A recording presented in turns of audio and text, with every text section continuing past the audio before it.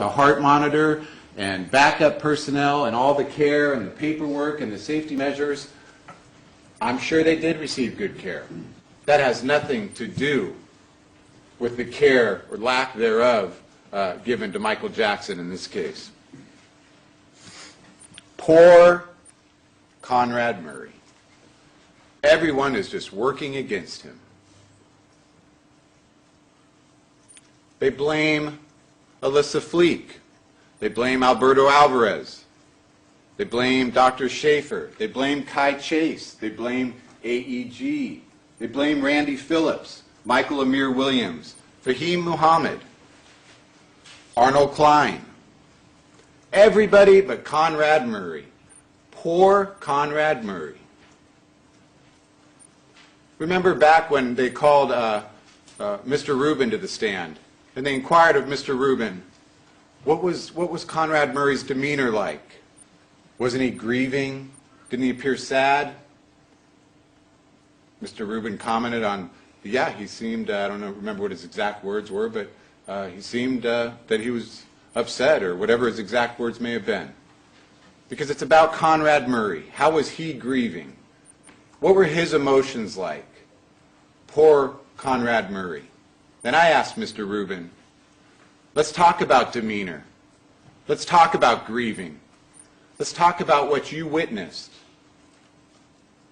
When Dr. Cooper was seen going into a room to talk to Michael's mother, Mrs. Jackson, and Mr. Rubin had to sit outside and hear the crying and grieving of a mother who just lost her son. But poor Conrad Murray, what was his emotional state? I'm certain he was grieving.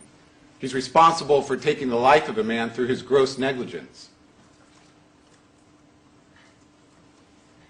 So Michael Jackson's to blame. Alberto Alvarez is lying. Alyssa Fleek apparently is lying. Steve Schaefer is a cop. Kai Chase failed to apparently, I don't know what, get security, or how this falls on her, I don't know. You have a medical doctor in the house who cares so little that he has not called 911, and defense counsel has the nerve to get up here and blame the chef in the kitchen, that she is somehow responsible. If allowed more time to argue, I'm certain they would figure out a way to blame it on Michael's son, Prince. Everyone is to blame but Conrad Murray.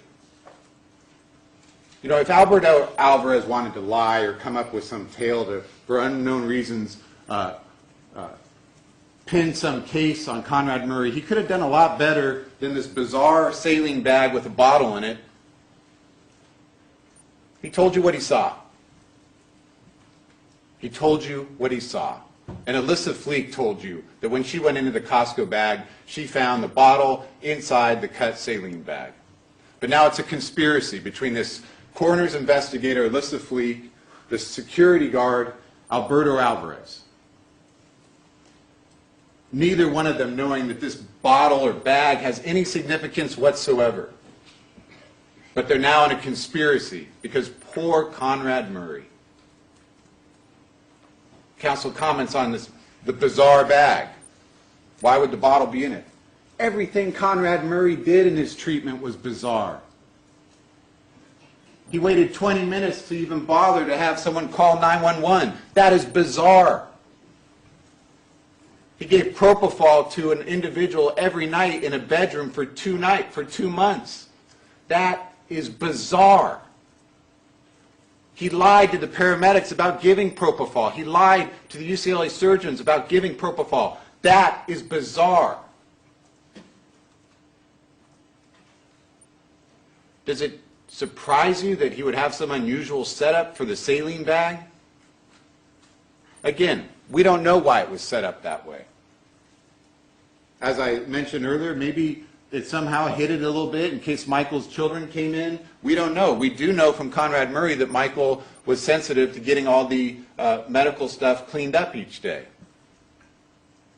But everything this doctor did was bizarre. None of it was consistent with a trained, competent medical doctor who was putting his patient first. Michael Jackson. It's his fault. It's his fault that Conrad Murray left him alone in the room. It's his fault. Did Michael Jackson, as I stated earlier, seek the propofol to help him sleep? No doubt about it. But there's a list of doctors that said no, because that would be dangerous and harmful. And there's one doctor that said yes. For $150,000 a month, yes. Poor Conrad Murray. Michael Jackson is dead. And we have